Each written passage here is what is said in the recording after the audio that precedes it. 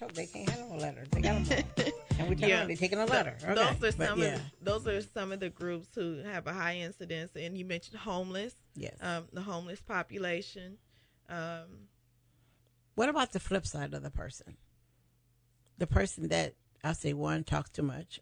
Really, just they don't talk, they're babbling because they're not connecting. That's exactly They're not connecting the conversation to anything. They just keep on going. Rambling. Yes. So, and what about the person who all of a sudden has this outburst of nervous energy? Mm-hmm. You know, nervous anxiety. Yes. Anxiety. Where you're like, okay, would you sit down? Yeah. And anxiety disorders is common. Yes. Yeah, that was another sign of me being in crisis. There have been times where I was in crisis where I'm just pacing the floor. My speech was I was just rambling, babbling, not connecting thoughts, pacing, doing a lot of pacing. Those were signs where I showed, some anxiety. They knew I was going into a crisis. Crying spells. Do a lot of that. I also would regress. I would be more childlike, like wanting wanting to not be alone, wanting my parents to be right there with me, not leave the house or anything like that. I regressed too. So that was another thing. And I didn't want to be alone with the kids, things of that nature. But I will say this, Miss Phyllis, from the time that I first had a crisis up until my most recent crisis, which was last year, I'm able to pick up on signs and symptoms much earlier. Okay. I'm better educated. Not just educated, but through experiential knowledge, I can key in on things and say, whoa, okay, this looks like I'm getting into a crisis. And I tell somebody, and usually my parents or my daughter in particular, she's a young woman now, she'll say, Mom, you're not feeling well, or this is going on, or what's going on, how are you feeling, or whatever, to help me key in that, hey, this is not right. But I picked it up. I admitted to wanting to go to the hospital my last crisis. I was like, I'm not feeling well. I wasn't eating right. And it was this time of year. Sometimes things, a trigger can be seasonal too. Yes. And usually around the holidays and stuff, you see people with mental illness go into crisis because of all the excitement built around wanting to be close to friends and family that not everybody has. Right. Not everybody has. Wanting to, a lot of times they may not have the means. They may be going through financial hardship. And this time of year, there's a lot of spending on things that you want, a lot of going and coming. But other is your daughter. How did you explain it to her? I didn't really have to explain it to her. My daughter remained resilient. I will say that about my daughter. She was very resilient. When I say that, she maintained her grades. Mm-hmm. She maintained her grades in school, which a lot of times that can be the first thing to go if a child is having problems at home. But she maintained AB honor roll. She continued in extracurricular activities. She played volleyball. She played travel volleyball at that. And she continued to do that. But we just kind of talked. We kept her informed. Right. See, that's the best thing you can do. You can't lie. I don't believe in lying to a child or sweeping things under the rug that you spoke to. Right. We kept her informed of what's going on and what to look for. And I talked her through these experiences. I talked her to everything about bad relationships. I was going through financial hardships and stuff. I talked her into that to the point that she's a very mature young lady. She's far beyond her years. But just keeping her informed of what's going on, what the doctors say. And she watched me, too. Good. She was able to see the good, bad, and the ugly. She's seen me be at my worst, and she's seen me get better day by day, literally day by day, because she was right there as I was getting well and back on my feet and stuff. She's there was a time where even it's been so bad to the point we've been homeless. So one of these times I was missing in action, I was homeless. And during that time, I was pregnant. I was pregnant with my son. I was pregnant with my son. And when I say homeless, I mean that it's not like we didn't have anywhere to go. I just didn't have my own. The place you live. Yeah, I didn't have my house anymore. In fact, I had, to tell you something personal, I lost my house. I had foreclosed on my house.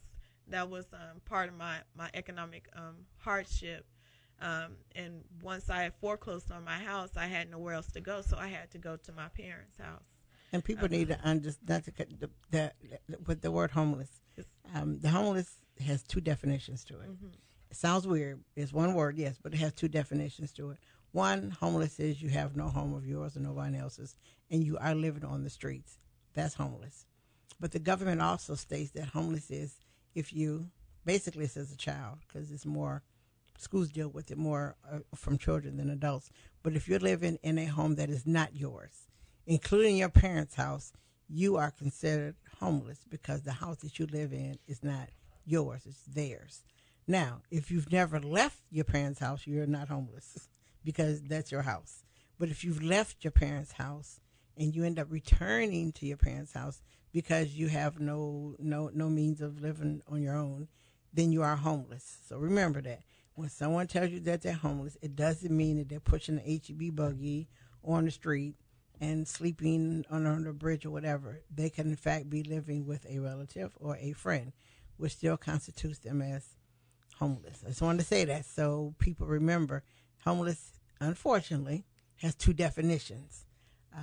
And the government did that, so don't blame me. The government did that. But that is and schools use that also because our homeless children can live wherever, but they still go to the same school that they were going to from the beginning. So they're not taken away from the school.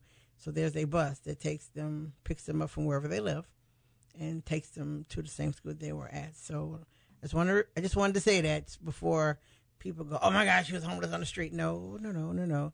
There's two definitions of being homeless. So, okay. But my thing is this. Okay. The one other part about the mood disorder is the foods that we eat.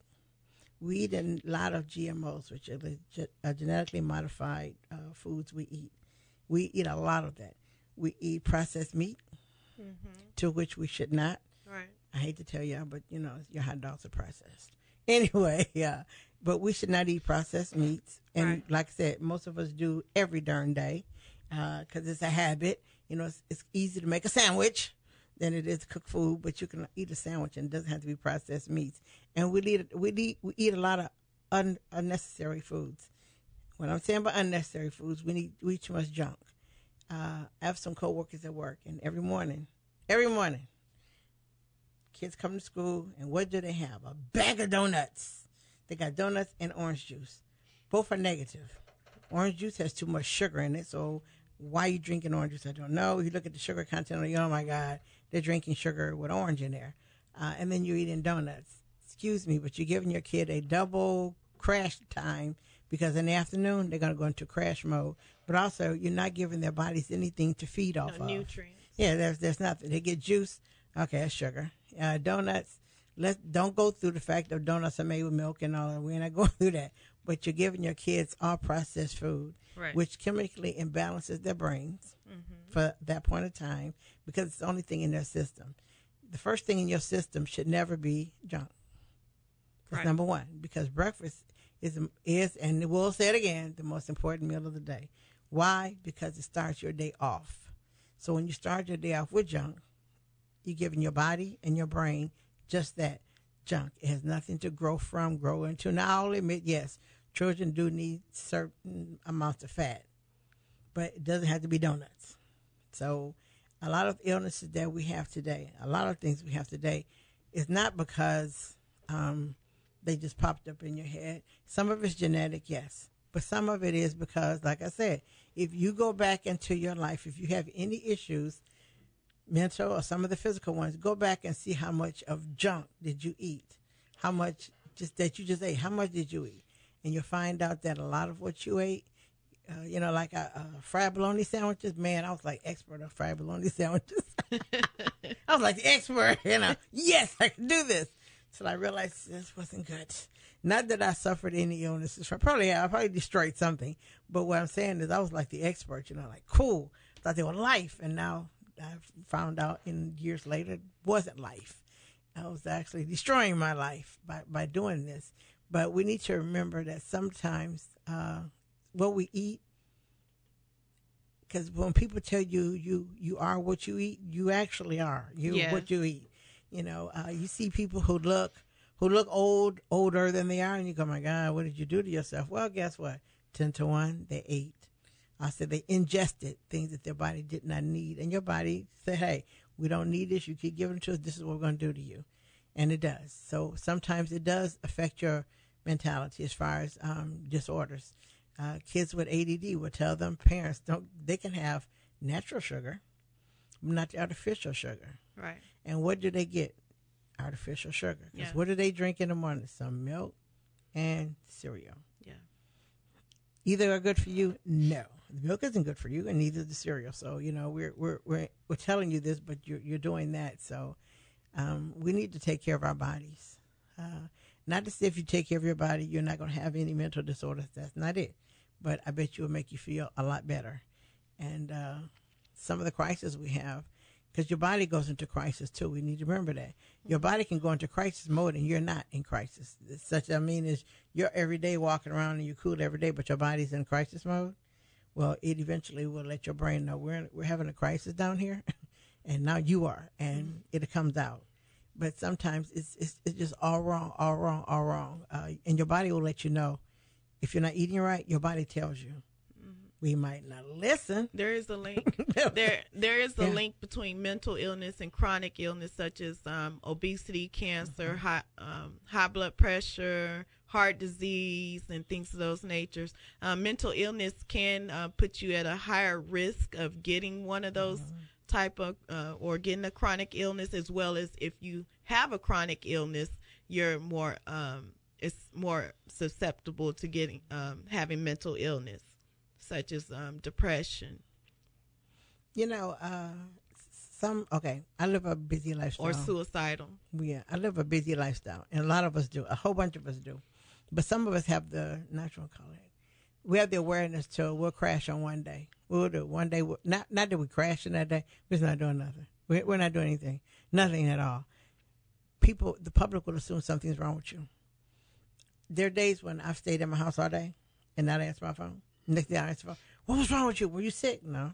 You don't want to talk to nobody. Needed a mental health day. You know, and I was saying, that's part of taking care of you. We do have to take care of our mental health. Now, that's not the same as having mental illness. People assume. But everybody needs to have a mental health day.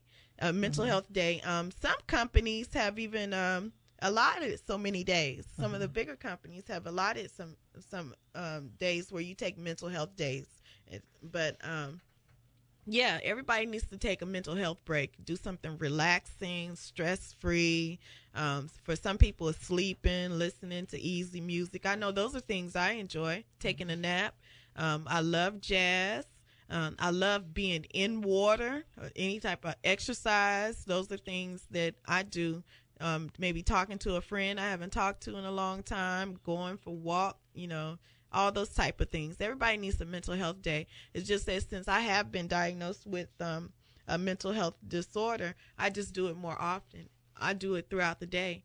I have to exercise every day. I have to, and going back to what you were talking about, eating right, I eat a lot of fruits, fresh fruits and vegetables. I can't have sugars. I try to stay away from sugars. I stay away from caffeine, which is pretty easy for me because I'm a tea drinker. But I do like green teas, and I limit myself to only drinking tea in the afternoon, so that way by the time the night comes, I can go to sleep. I drink a lot of water. I snack on things like whole wheat crackers, grapes, nuts. Just eating healthy, raisins. Can I trade off your whole wheat crackers?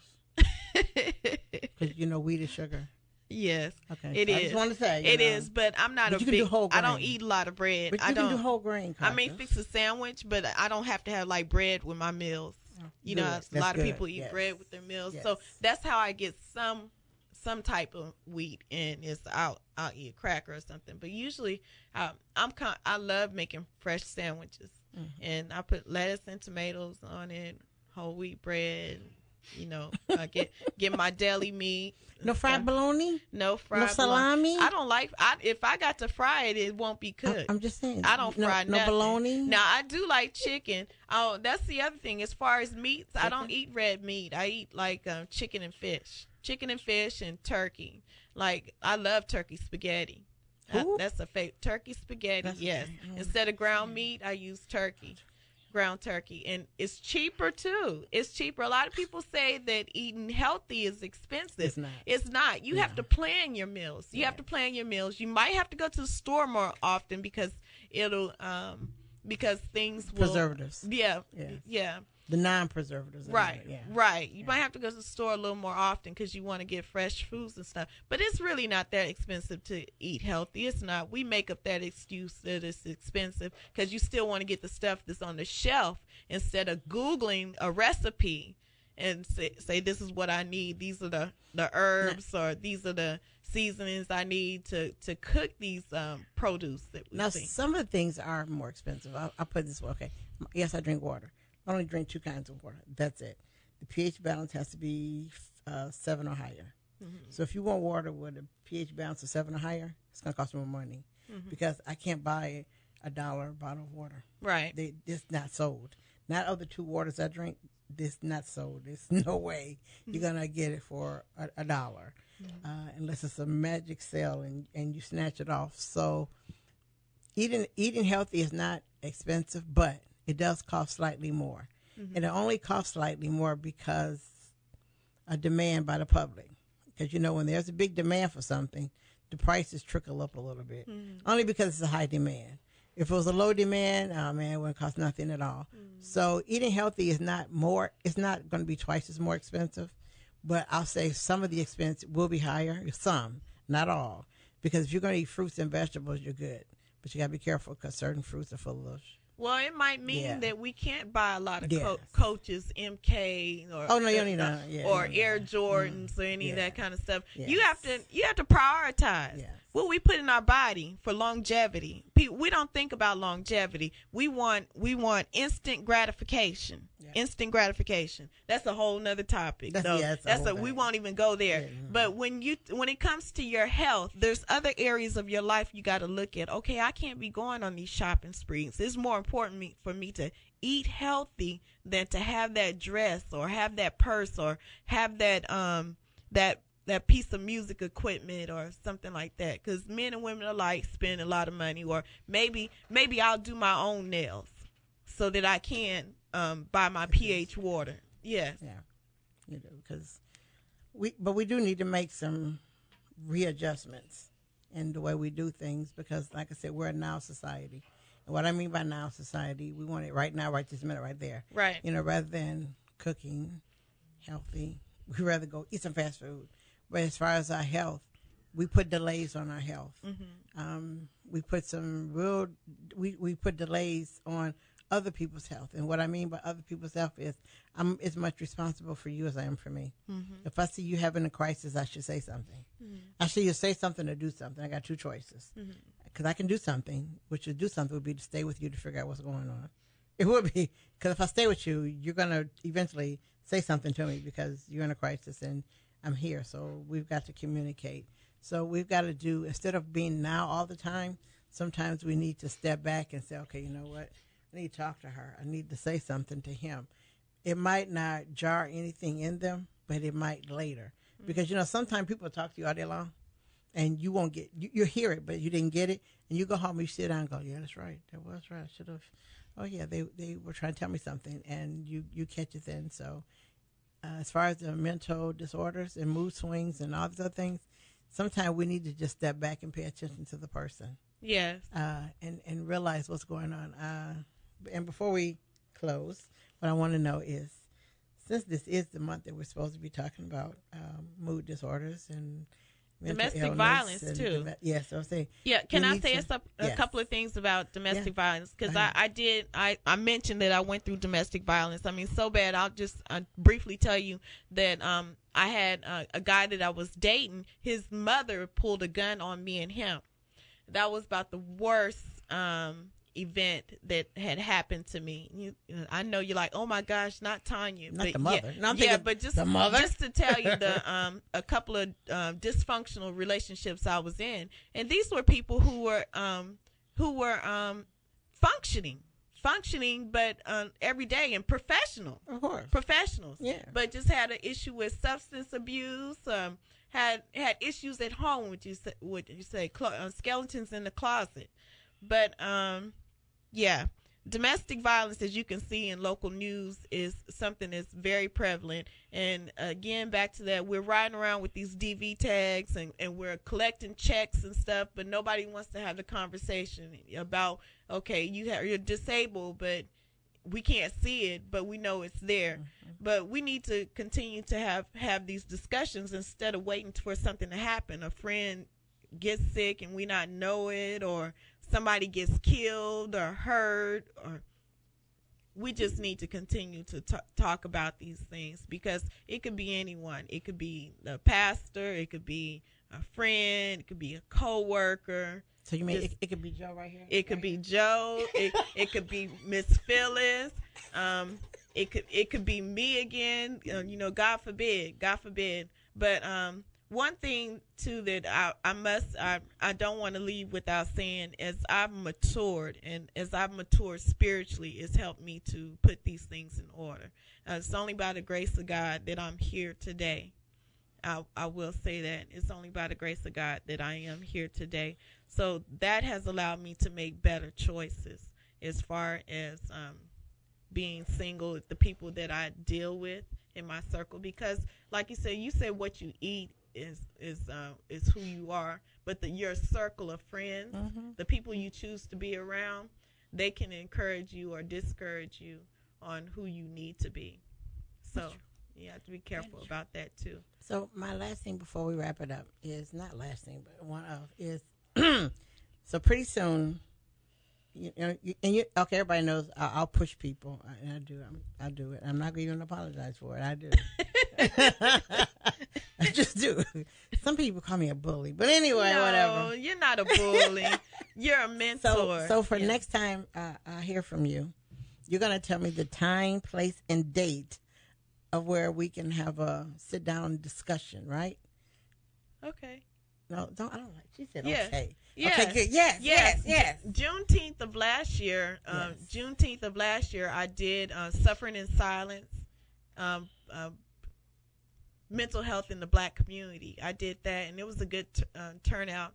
I also, most recently, I was interviewed by the Anchor. Mm-hmm. So I did a interview. It'll come out in the newspaper, the Anchor. That should come out in, I think, November issue. Yes, because I just interviewed last week. So you're going to have an event in Killeen soon, right? Yes, I can, and I will. I do plan on doing that. I'm working on a book about my life. So I do have more things. I plan to do some public speaking. And this month. I'm pushing, this month, right? This month? Yes. Anything is possible. Anything is possible. So yes, I am available. I work a very flexible job every day, where I work in home health, where I work with elderly and disabled people. But with my schedule, and now that and because I have family support for the little one, I can make arrangements like on the spot to. But you need to hold an event. I don't need to hold an event. Now funds are low. I don't have much funding. I know how you could do an event and don't need funds. I could do this. Yeah, well, I can help you do this. I'm not doing it. Right, and I'm sure other people in the community would be willing to help. Yeah, too. It would be, because so all you have to do is just call me, or I'll call you and say, "Y'all heard what she this told me, time right? and place." Y'all heard what she told me, right? Yes, and I mean it. I mean it, because I am so serious about this topic, and I'm willing to be transparent. Okay. So now that I'm on radio, I've been in the news and stuff too, you can walk up to me and say, Tanya, well, this, that, and the other, let me know this. And I don't mind telling you, because I'm not worried about what you're going to do with the information. Okay, so now, next time we hear from her, we're going to hear the date, place, and time of her event. It's going to be soon, real soon. Yeah. Because when we keep delaying things, we never do them. Right. That's me. So I'll say her plan. I wanted to do something last week. The 6th through the 12th was Mental Health Awareness Week. There's a lot going on in October. It's Domestic Violence Month and all that. I wanted to do something, but I did manage to get an interview in the Anchor, and I called you, and right away you got me on the radio. There you go. Yes. Okay, but I want to thank you for coming on the show this morning. Yes, thank you for having me. On KISS Community Connections, and we'll hear from you and see you again, because you're going to have an event real soon. I even got the place in my head. All right. And it's okay, because I do. It's in my head already. So I know she can get it done, and I'm going to help you do it. I want to thank everyone for listening to KISS Community Connections at 103.1. And I want you to always remember, you cannot lead a positive life with a negative mind. We'll talk to you next Sunday. Bye.